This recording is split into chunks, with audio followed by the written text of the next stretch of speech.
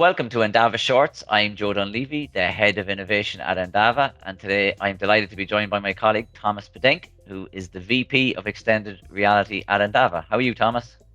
Good, how are you, Joe? Good, thank you. So today we're going to get stuck into the metaverse. Lots of hype, lots of things mentioned in the media. So let's start off with, what is the metaverse to you?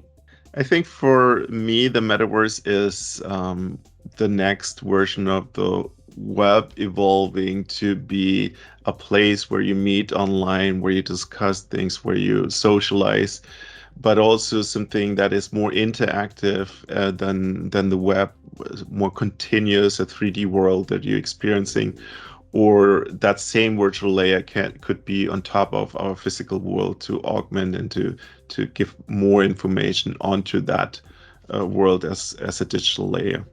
And for me, that is to some parts already existing.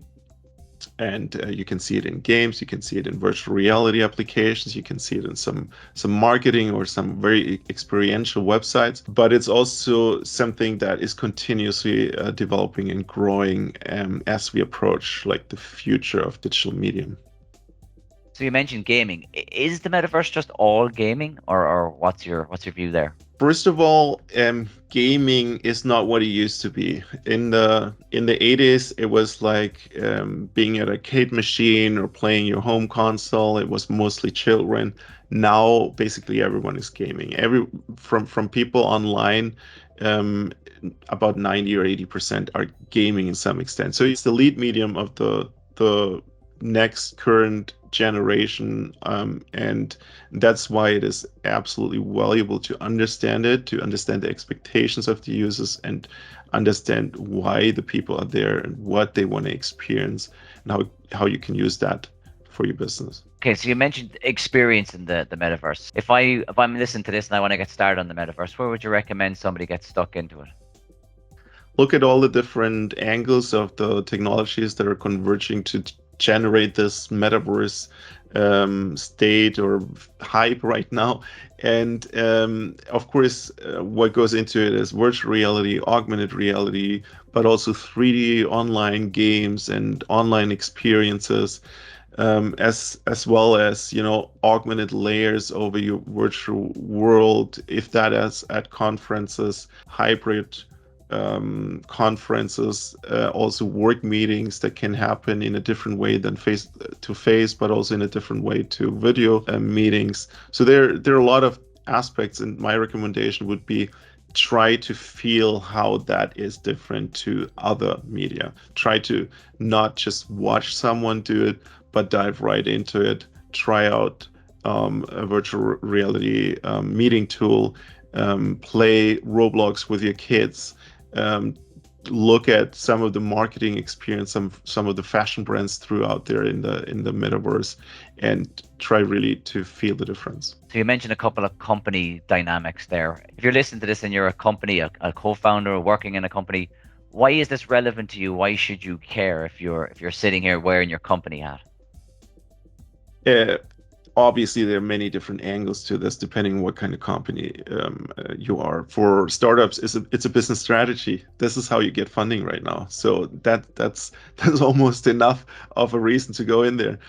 Then there are retail companies, and they have to look into how will they market, how will they interface with their customers in the future of this kind of space. Games like Fortnite make millions basically with virtual fashion. And of course, established brands have to think about what will their role be in this kind of economy. But it's not just fashion, it's any kind of product, any kind of brand, especially right now, the more luxury ones. It's definitely something that could change how you're selling to users, how you know your users, what data you can capture about your users, and how they want to interact with you in the future. So you mentioned the myths earlier. If I was to pin you down to one, what's the biggest myth you view on the metaverse right now? But it's hard to pick one, but definitely the you have to buy virtual land right now. That's definitely not necessary. It might be interesting to do that for a certain group of organizations, like the really forward-thinking brands, or if you're like an agency that tries to position themselves in that space, that's when you can do it right now. But it's not a necessity to explore the metaverse. There are so many other angles you can explore. One more final question, then. You mentioned regulation, right? Legal considerations, regulation, and the likes. Where do you see some of that going? Is this a technology that's going to lead the regulation, or do you feel that that's something that's going to have to play catch up? What's your thoughts there?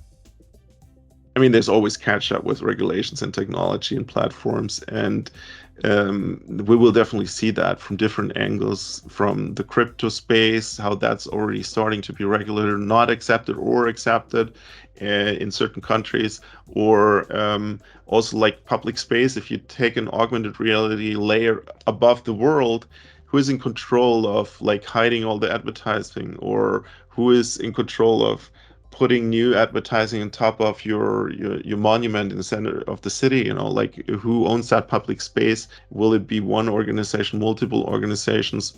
We'll definitely see, but I can see the more that it is controlled by a few players, the more there will be an angle that it needs to be regulated. And of course, the same goes for the whole trust and privacy and security aspect. That's why we will definitely have to look very closely to, also as organizations pushing metaverse forward, how can you make sure your users trust in the platform? How do they know the data is handled safely? Because otherwise they might not want to engage with this because they're afraid of the technology.